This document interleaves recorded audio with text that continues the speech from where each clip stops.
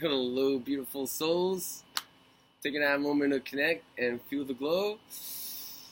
Yum.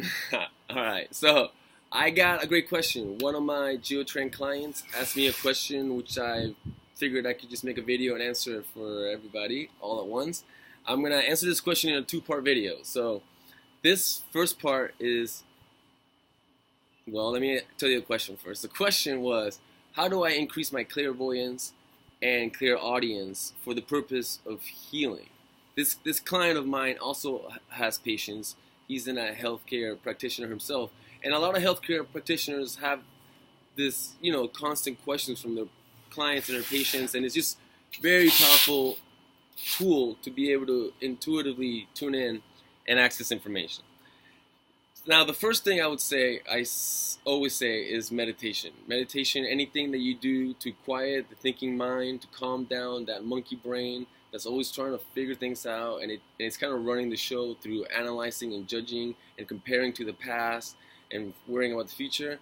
You calm that guy down and you enter a state of presence and calmness, which is where the glow state is anyway.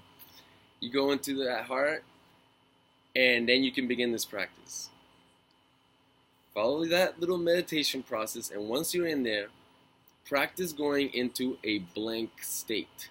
What do I mean by a blank state? I mean a state in which, like I said before, the monkey mind is quiet. You're listening. You're not active. You're just in a pause state.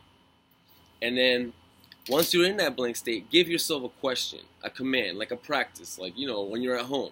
Give yourself a question like, for example, what do I really want out of my day today? And just maybe write it down, and then go into a blank state and practice what you get. And don't allow it to be a logical. Don't allow that left side of your brain, the analytical side of it, to answer the question.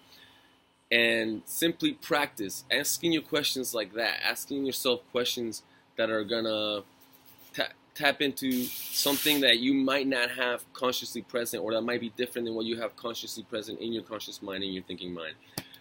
For example, you can ask yourself, what is my biggest fear? And then go into a blank slate. You can ask yourself, what is a deep trauma that is affecting me in my life today from my childhood? And go into a blank slate. You can ask yourself so many things. Think of what is the highest vision of myself, and go into a blank state, and then practice asking a question, practice going into the blank slate. If you catch yourself thinking, you know that it's not the intuitive, that you haven't really tapped into, and you're not going into the realm of the wave and the field. This information is non-local. You're going to arrive at this information through a non-local access of field physics, which is different than Newtonian physics, which tells us that